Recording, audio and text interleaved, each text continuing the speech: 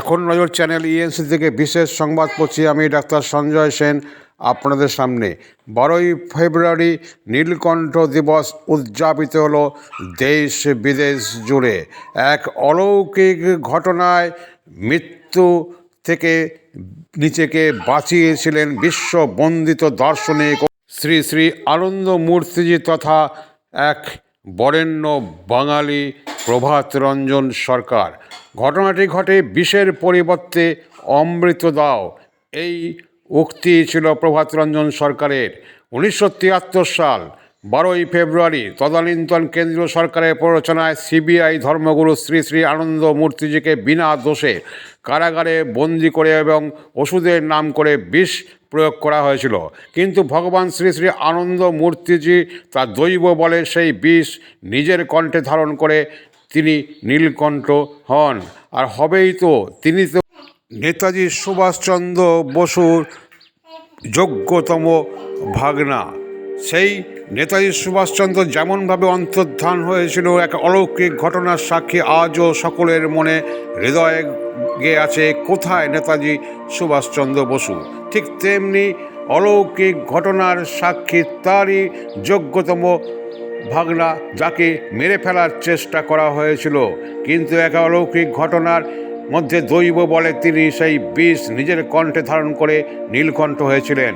প্রতিবাদ স্বরূপ শ্রী শ্রী আনন্দমূর্তিজি দীর্ঘ 5 বৎসর 4 মাস 2 দিন উপবাস করে এমনকি জল পর্যন্ত খাননি। সেই নিজেকে ভগবান হিসেবে উপস্থাপিত করেছেন সকলের কাছে, যা আজও সত্যি সকলের কাছে এক অলৌকিক সাক্ষী হয়েছে। সেই সঙ্গে পাটনা হাইকোর্টও তাকে নির্দেশ প্রমাণ করে মুক্তি দিয়েছিল। এই ঘটনা আজ সত্যি অবাক করে দেয়। আর এই 12ই ফেব্রুয়ারি তাকে বিষ প্রয়োগ হয়েছিল বলে সারা বিশ্ব জুড়ে, এই দেশ এই বাংলা জুড়ে তার এই দিনটিকে স্মরণ করে নীলকণ্ঠ দিবস উদযাপিত হচ্ছে। কলকাতা কেন্দ্রীয় কমিটির শাখা ক্যাম্প অফিস সহ পুরুলিয়ার হেড অফিসে সর্বত্রই চলছে নীলকণ্ঠ দিবস।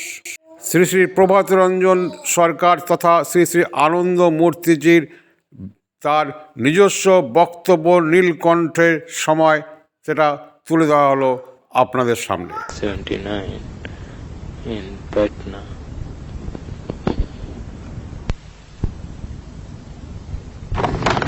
क्या कहेंगे, कुछ दुआ के कारण हम मरे नहीं। नीलकंठ बाबा की जय। ये रामानंद जी कुछ कहेंगे। लोग, हम सोचे कि लोग कुछ मार्गी नीलकंठ दिवस मानते हैं, तो हम कहे कि नीलकंठ दिवस में मार्गी लोग उपवास क्यों करेंगे? तो उपवास का दिन नहीं है। यहाँ एक हो सकता है कि पापी अनुचित काम किया था, इसलिए सात्विक क्रोध हो सकता है। साधु आदमी तामसिक क्रोध नहीं करेंगे, राजसिक क्रोध नहीं करेंगे। सात्विक क्रोध, जैसे पापी पाप कर रहा है, क्यों ऐसा कर रहा हो, ये जो नाक फटका है, इसको कहते हैं सात्विक क्रोध। साधु सात्विक क्रोध करेंगे। तो हो सकता है ये सात्विक क्रोध का दिन है, अनाचार के खिलाफ आवाज बुलंद करोगे इस रोज विशेषकर, यही एक हो सकता है। दूसरा बात, दूसरों ने क्या किया, जहर डाला खाना में। तुम लोग इस रोज अपनी समझ के अनुसार एक आदमी, कम से कम एक आदमी को खूब अच्छा खाना, अपनी सामर्थ्य के अनुसार खूब अच्छा खाना खिलाओ। विष का बदला अमृत से अच्छा खाना, जिसकी सामर्थ्य जैसी है। कम से कम एक, जिस परिवार में 5 आदमी है तो 5 को खिलाएंगे, कम से कम 5 को, तो 6-7 को भी खिला सकते हो, कोई बात नहीं है। मगर तुम्हारी सामर्थ्य के अनुसार जो बेस्ट खाना तुम वही दोगे। विष का उत्तर किससे? और सात्विक क्रोध हो, पाप के खिलाफ आवाज और बुलंद करोगे। उपवास क्यों करोगे? पेट खाओ। क्या रमन जी, तुम लोग की राय यही है ना? तुम जरा फिर समझा दो। तो बोले के हम ही बोले तुम एक बार बोल।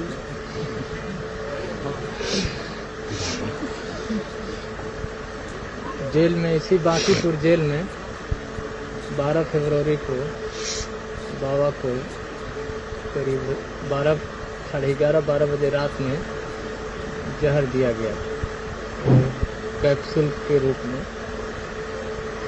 तो नेक्स्ट मॉर्निंग जब गए तो बाबा के आंख से प्रोफाउंड वाटर गिर रहा था और बात नहीं कर रहे थे और ब्रेन भी ठीक से काम नहीं कर रहा था और नर्वस रिएक्शंस, तो किसी भी तरह से बोल पाए थे जहर। और इससे आकर के बाहर में कंसल्ट कुछ लोग डॉक्टर थे, मार्गी डॉक्टर्स, तो वो लोग बोले कि ये तो पॉइजन्स के रिएक्शंस हैं, ये पॉइजन है, दे प्रूव कि ये पॉइजन है। उसके बाद चक्रवर्ती कमीशन की फाइंडिंग है कि बाबा को भी जहर दिया गया है। कमीशन अनऑफिशियल बैठा था, उससे उसकी फाइंडिंग ये हुई कि बाबा को जहर दिया गया था, ये फैक्ट। इसके बाद बाबा को इसको करने के लिए कि कौन जहर दिया, इसको बताने के लिए इन्होंने कहा कि कोई कमीशन ऑफ इंक्वायरी होना चाहिए। इसको नहीं होने से 1 अप्रैल 1973 से फास्ट पर भी चले गए, जो कि फास्ट 5 ईयर 4 मंथ्स और 1 दिन फास्टिंग में रहे। तो उस जहर से उस दिन को हम लोगों ने सोचा कि इस दिन को कैसे सेलिब्रेट करें, ये तो बहुत बड़ा इतिहास है।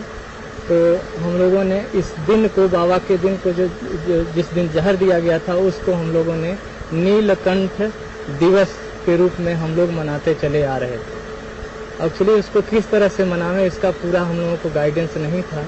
आज बाबा खुद ही इस ऐसे तरह, कोई फास्ट कर रहा था, कोई कुछ कर रहे थे, तो उसको अपने ही बता दिया, मुझे बताने की जरूरत नहीं पड़ी। बस इतना ही, आप लोग क्या बाबा बताएं, आप लोग क्या समझिए। अपने शक्ति के अनुसार जिन लोगों ने विष दिया उनको हम लोग अमृत देंगे। जैसे हम लोग खाना नहीं, फास्टिंग नहीं करना है, लेकिन जिससे जो बन पड़े अच्छा खाना, एक दूसरे को जो योग्य पात्र हैं उनको हम आज इस दिन पर उनको अच्छा खाना खिलाएंगे।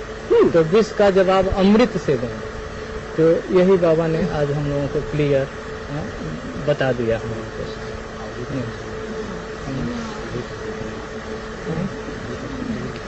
हाँ, अवधूत और हो टाइमर भी जो भी है सबके लिए है। अवधूत भी उनके पास तो कुछ है नहीं, भिक्षा मांग करके उनको दूसरे को जो होगा वो खिलाएंगे। अवधूत और टाइमर सबके लिए बस इतना।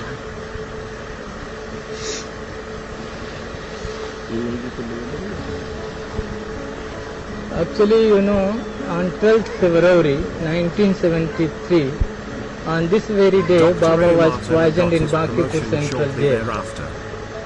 And this conspiracy was hatched by CBI, those who were since very beginning trying to finish Baba from this world.